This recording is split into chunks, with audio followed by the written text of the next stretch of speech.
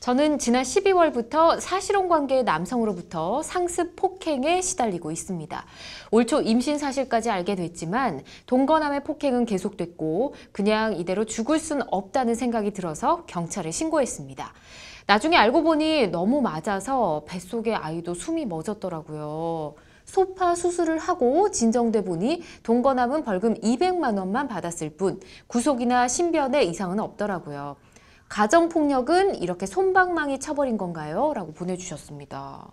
너무 마음이 아프실 것 같아요. 일단은 사실혼 관계 남자에게 지속적으로 폭행을 당해서 신고를 했는데 벌금 200만 원, 굉장히 약한 처벌을 받은 것 같습니다. 이게 가정폭력인데 구속이 안 되는 건가요?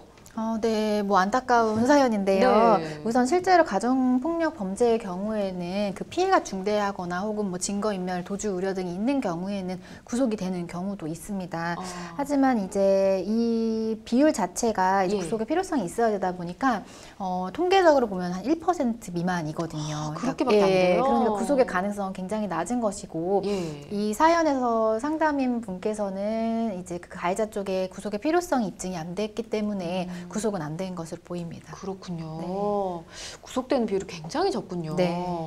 참 안타깝습니다. 지금 유산을 해서 병원에 입원을 하신 것 같은데 수술도 하셨다고 하셨고 이게 정말 단순한 폭행이 아니고 더 심각한 것 같거든요. 뭐 이러면 상해죄나 뭐 더 큰 처벌을 받아야 되는 거 아닌가요? 네, 그렇죠. 일단은 뭐 사연 자체가 너무 안타까운 네. 사연인데 그 유산을 하시게 되면 뭐 당연히 어떤 극심한 신체적인 뭐 정신적인 그 충격 뭐 이런 변화를 겪게 되잖아요. 네. 그럼 이제 상해죄라는 게 구속 요건을 보면 어떤 신체의 완전성을 침해하거나 아니면 생리적 기능이 이제 손상되는 경우에 해당하기 때문에 당연히 이번 경우에도 이런 상해죄 구속 요건에 충분히 해당해서 상해죄가 적용도 가능하고 더군다나 뭐 거의 생명의 위협을 느낄 만한 상황인 것 같거든요. 그러니까 이제 아이도 뭐 유산하고 이런 경우 보니까 뭐 중상해죄 뭐 이런 적용도 가능할 것 같아요. 그렇군요. 네. 알겠습니다.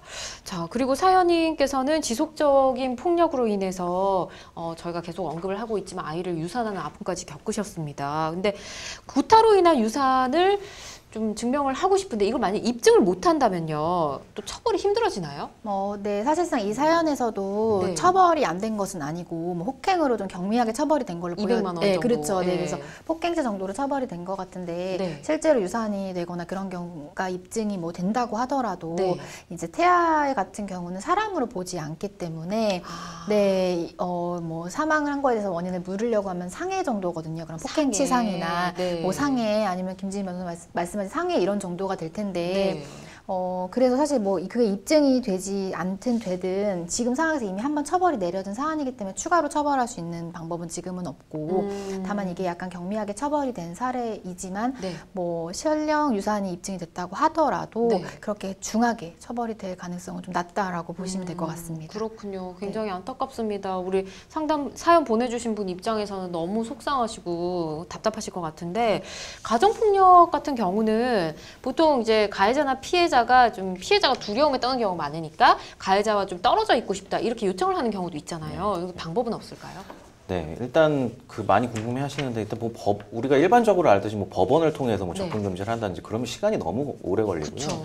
가정폭력이라는 게 뭐 순식간에 일어나는 일이라 그래서 우리 저 가정폭력 범죄 처벌 등에 관한 특례법에 보면 이제 사법경찰에게 이 몇 가지 권한을 부여한 긴급 임시 조치라는 걸 취할 수가 있습니다. 그러니까 가정폭력이 발생했을 경우에 그 신고를 받은 경찰이 이제 출동을 해서 뭐 이제 가해자, 피해자를 뭐 일정 거리를 격리를 해서 접근 금지를 시킨다든지 일시적으로, 그다음 뭐 전화하는 거를 못하게 한다든지, 전기통신망 사용을 못하게 한다든지, 아니면 특정 부분 뭐 한쪽은 이쪽 방에 가 있고 저쪽 방에 해서 퇴거 조치를 취한다든지, 이런 이제 사법 경찰이 그 긴급 임시 조치를 취하는 방법이 있고, 그다음 그렇게 취해진 다음에 뭐 좀 장기적으로는 보호 시설을 활용한다든지 이렇게 해서 격리가 되는 방법이 있습니다. 그렇군요. 이게 긴급 임시 조치니까 요거 하면서 아까 말씀해주신 뭐 법원에 뭐 신청하다는 그건 이제 동시에 하셔야 되고요. 되겠네요.